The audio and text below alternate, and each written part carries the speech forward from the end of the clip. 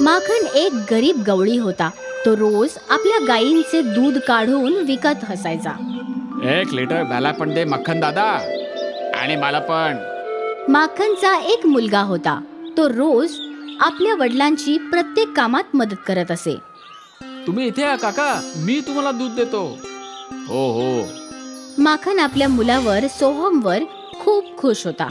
माखनची पत्नी माला सुद्धा त्याला त्याच्या कामात मदत करायची. हे घे मला, हे आज उरलेले दूध आहे. कालच तूप बनवलं आहे, मग या दुधाचे पेढे बनवते असा विचार करते. आणि तसही पेढ्यांना चांगली किंमत मिळते. होय होय, जशी तुझी इच्छा. कधी कधी माला उरलेल्या दुधाचे पेढे बनवायची, तर कधी तूप. एके दिवशी माला आणि माखन कुठेतरी जाण्यासाठी तयार झाले होते. अरे सोहम, आज दूध तुला विकावे लागेल. मी तुझ्या आईसोबत तिच्या माहेरी जात आहे. तुझी आजी आजारी आहे ना. तुम्ही आरामात जा बाबा, मी आहे ना, मी सगळं सांभाळून घेईन. आणि उरलेलं दूध स्वयंपाकघरातल्या भांड्यात ठेवून दे, मी आल्यावर त्याचं तूप बनवेन. बरं आई. माखन आणि माला गेल्यानंतर सोहम रोजप्रमाणे दूध विकू लागला. बाळा, 1 लिटर दूध दे.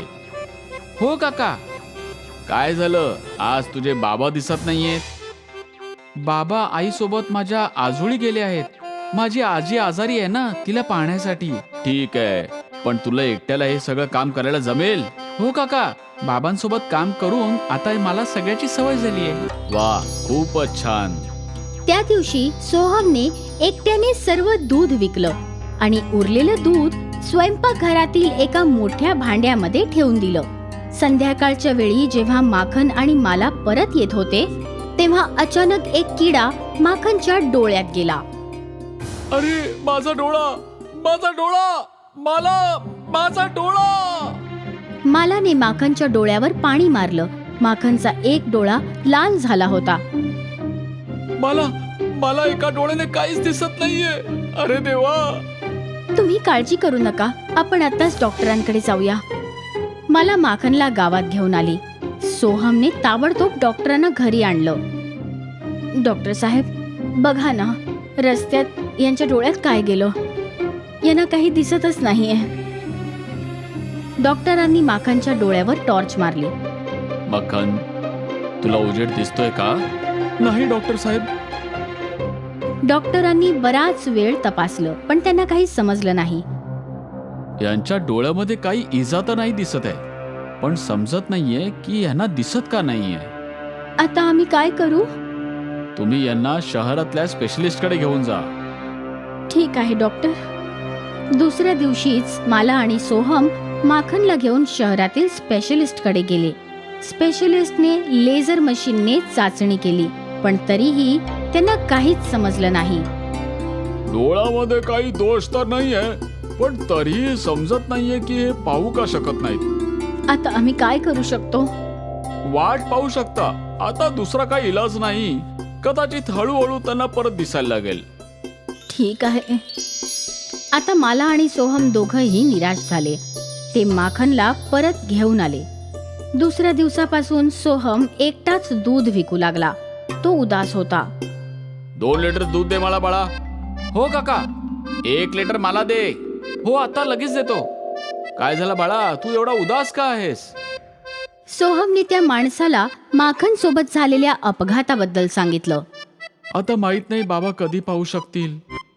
तू काळजी करू नको बाळा. जिथे विज्ञान अपयशी होतं ना, तिथे आपली संस्कृती कामी येते. बाजूच्याच गावात एक प्रसिद्ध वैद्य राहतात. नक्कीच त्यांच्याजवळ तुझ्या बाबांच्या डोळ्यावर उपाय असेल. मी आजच त्यांना तिथे घेऊन जाईन. हो हो, त्यांनी काही क्षणातच माझा मधुमेह ठीक केला होता.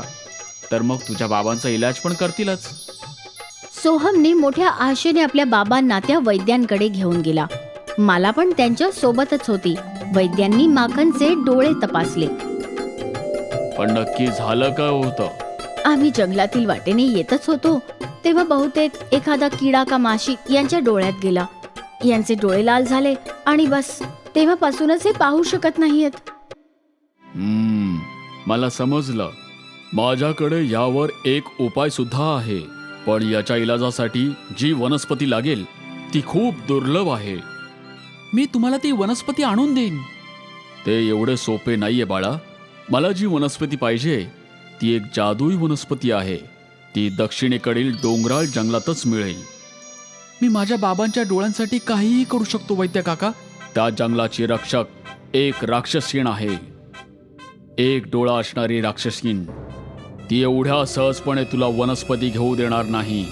ती राक्षसीण खूप शक्तिशाली आहे, पण मूर्ख सुद्धा आहे. तुला तिला फसवून ती वनस्पती घेऊन यावी लागेल. पण मी ती वनस्पती ओळखू कशी? ती जमिनीवर उगवणाऱ्या एका कमळाच्या फुलासारखी आहे. त्या वनस्पतीमधून एक सोनेरी प्रकाश निघत असेल. ठीक आहे वैद्य काका, मी ती वनस्पती घेऊनच परत येईन. सोहम बाळा, काळजी घे स्वतःची. चिंता करू नको आई. माझ्या बाबांची काळजी घे फक्त. सांभाळून जा रे.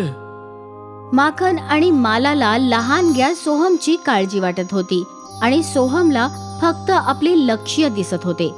त्याला काहीही करून ती जादूची वनस्पती आणून आपल्या बाबांचे डोळे बरे करायचे होते.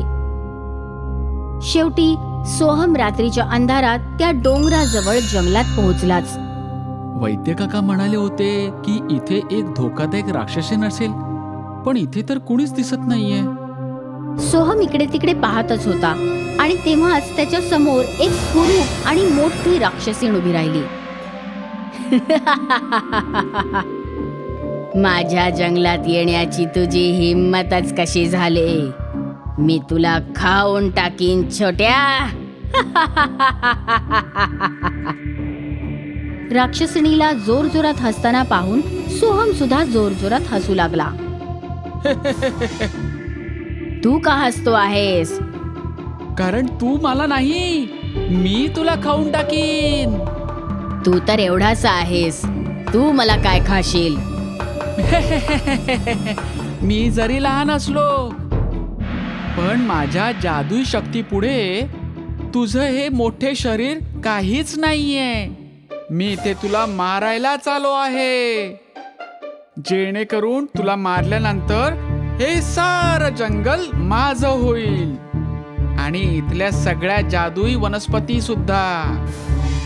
तुला जादुई वनस्पती बद्दल कसं कळलं?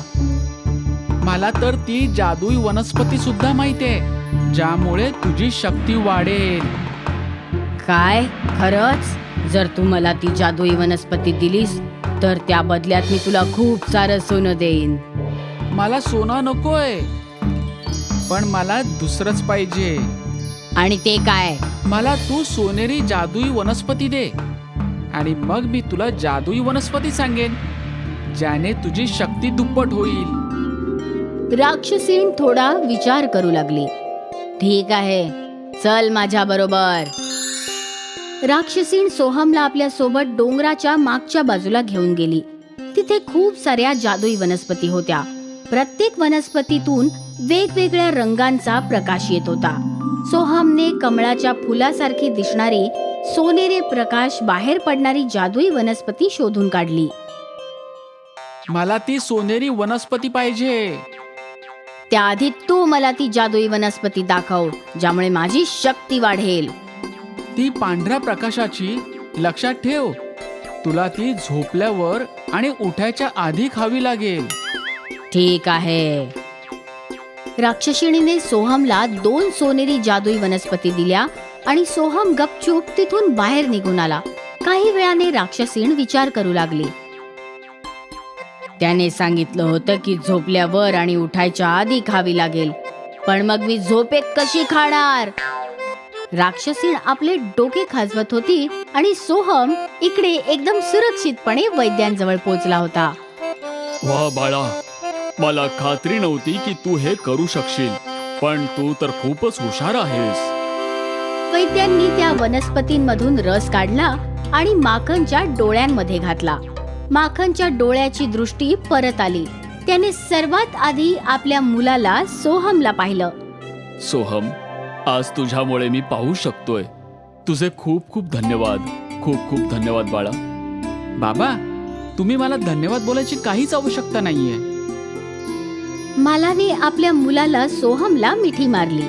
माखन आता पुन्हा पाहू शकतो. शेवटी जादुई वनस्पतींमुळे त्यांच्या सगळ्या अडचणी दूर झाल्या.